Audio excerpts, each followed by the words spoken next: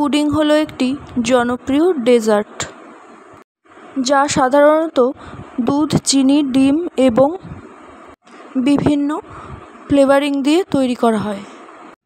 আমি এখানে পুডিং তৈরি করার জন্য প্রথমে গ্যাস অন করে নিয়েছি এবং গ্যাসের ফ্লেমটা লোতে রেখেছি এবং একটা কড়াই বসিয়ে দিয়েছি এবং কড়াইতে 5 থেকে 6 চা চামচ চিনি দিয়ে দিয়েছি। এবার চিনিটা হালকা তাপে নিজের থেকেই আস্তে আস্তে গলতে শুরু করবে।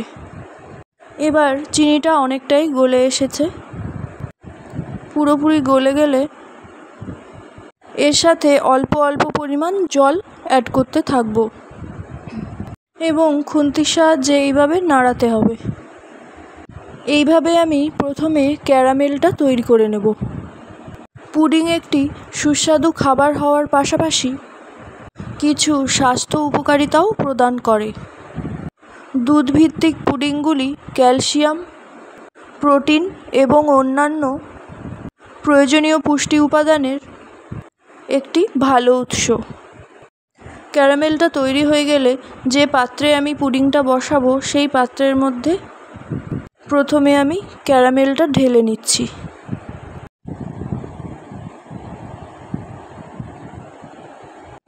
এইভাবে চারিদিকে ভালোভাবে ছড়িয়ে দিতে হবে। ডিমের পুডিং প্রোটিনের একটি ভালো উৎস এবং এটি শরীরের জন্য প্রয়োজনীয় অ্যামাইনো অ্যাসিড সরবরাহ করে। এবার একটা মিক্সার গ্রাইন্ডারের মধ্যে নিয়ে নিতে হবে 7 থেকে 8টা ব্রিটানিয়া বিস্কিট। এবার আমি একটা ছোট বাটির হাফ বাটি দুধ যোগ করলাম। কিছু পুডিং যেমন চালের পুডিং কার্বোহাইড্রেটের একটি ভালো উৎস যা শরীরের জন্য শক্তি সরবরাহ করে। এবার আমি এর সাথে অ্যাড করলাম একটি ডিম। এবার নিতে হবে 2 চা চামচ পরিমাণ চিনি। কিছু পুডিংয়ে ফাইবার থাকতে পারে যা হজমে সাহায্য করে এবং শরীরের সামগ্রিক স্বাস্থ্যের উন্নতি করে। পুডিং সাধারণত একটি হালকা খাবার যা অতি সহজেই হজম হয়। মিক্সিতে গ্রাইন্ড করে নেওয়ার পর মিশ্রণটা আমি এই পাত্রের ক্যারামেলের ওপর ঢেলে দিলাম। এই খাবার সহজে হজম হয় বলে এটি অসুস্থ বা দুর্বল ব্যক্তিদের জন্য উপযোগী। অন্যদিকে কিছু প্রকার পুডিংয়ে প্রচুর পরিমাণে চিনি এবং চর্বি থাকতে পারে। এবার আমি গ্যাস অন করে একটা কড়াই বসিয়ে নিলাম এবং কড়াইয়ের মধ্যে একটু জল দিয়ে একটা স্ট্যান্ড বসিয়ে নিলাম। এবার এই বাটি সমেত মিশ্রণটাকে স্ট্যান্ডের উপর বসিয়ে দিলাম। তারপর এর ওপরে আমি একটা ঢাকনা দিয়ে দিচ্ছি। আমার কাছে আর ভালো ঢাকনা ছিল না, তাই আমি এই ঢাকনাটাই দিয়ে দিলাম।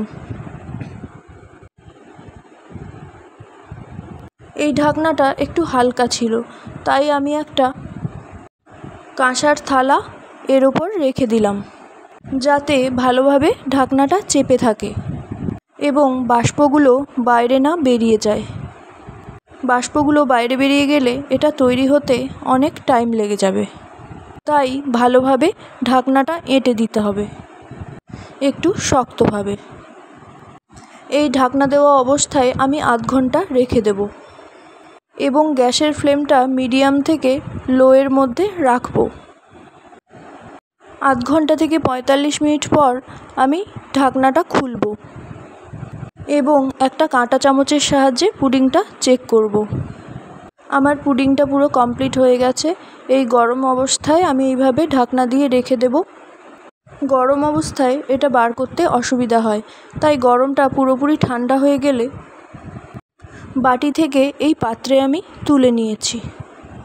এখন আমি এই পুডিংটাকে কেটে দেখাবো।